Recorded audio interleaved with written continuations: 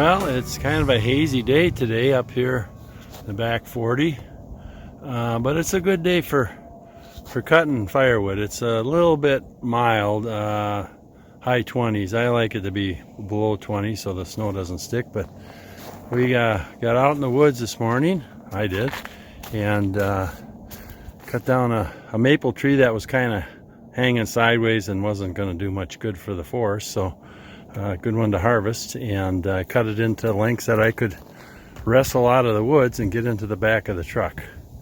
And what I'm going to do now is show you how to turn this chainsaw into a chop saw. What I've done is make a little bracket that will hold the saw using one clamp, and that way I can easily put it on, take it off. So let's see what I got here. So here's the bracket that I made that the saw just slides onto, and then I'll use this clamp to hold the saw from moving around once it's on there.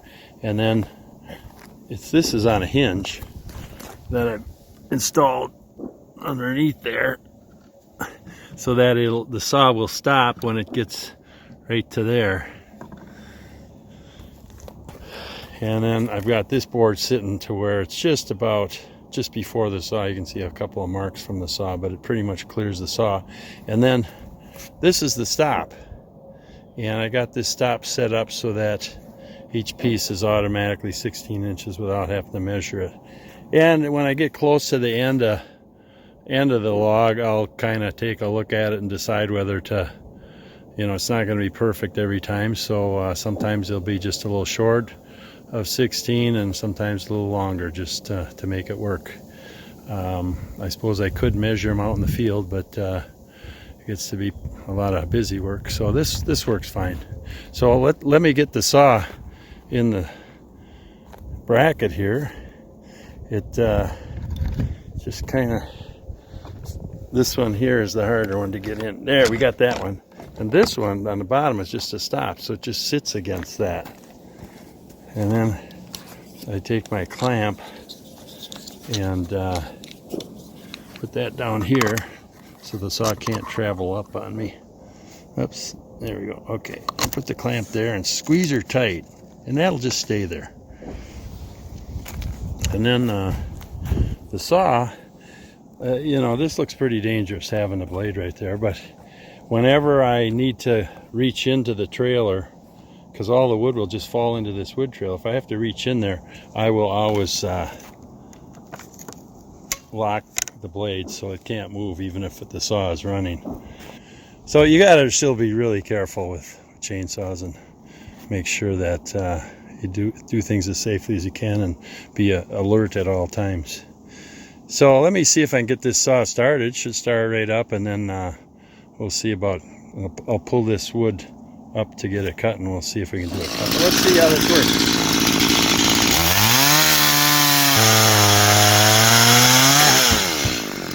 There we go.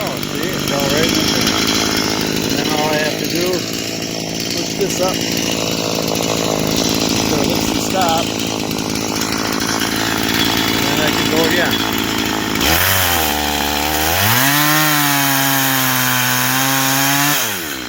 Let's stop and see how we're doing on measurement here. Let's see what we got here. Well, looks like almost exactly 16. Well, that's good, huh? And I don't have to measure everyone. I can just cut them and they'll fall.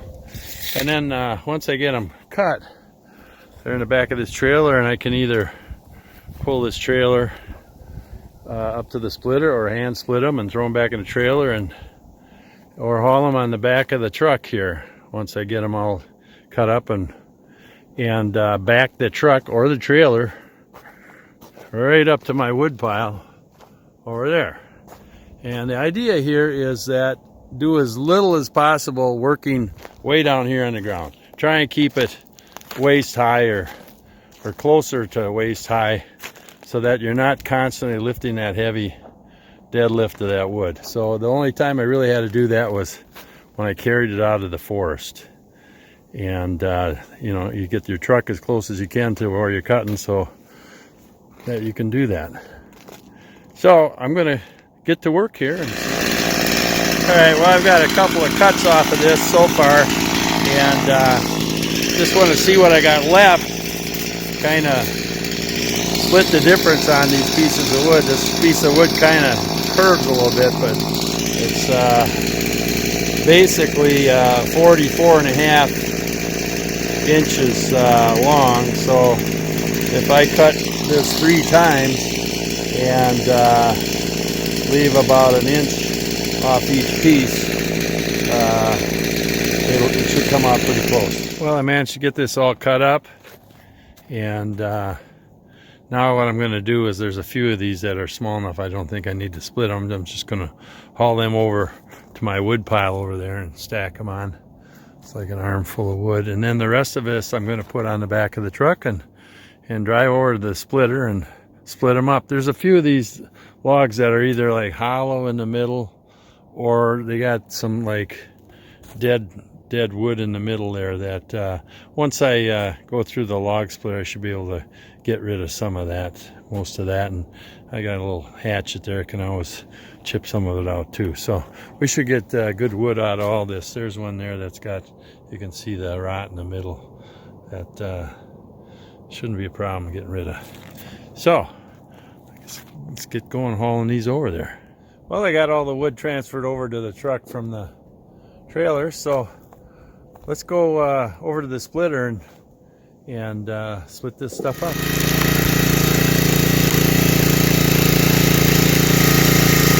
Still does the job.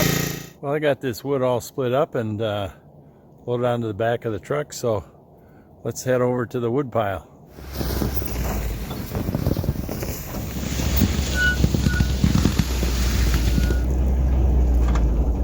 So I like to stack my wood in piles of face cord, and a face cord is 32 square feet, 16 inches deep. So what I've done here is I've measured the length of the pile, and it's about 12 feet. So if you divide that 12 feet into 32, you get 2 3/4 foot, so which comes out to 32 inches. There's a mark on each post. This post, you can see I got a saw curve mark there.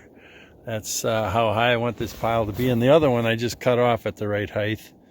And so when I fill this up to that line straight across there, I've got a face cord, and then I don't have to measure it later. If I need exactly a face cord, I've got it.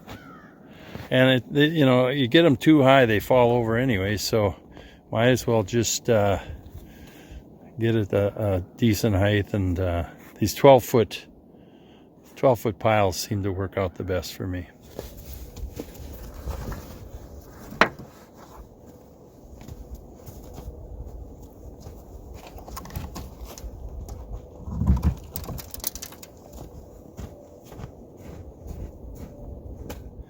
So there, I've got a face cord of wood put up. Finished putting it up today, and I'll cover that up with a piece of corrugated roofing and a couple of cement blocks and let it sit for a couple of years and have a nice good face cord of wood.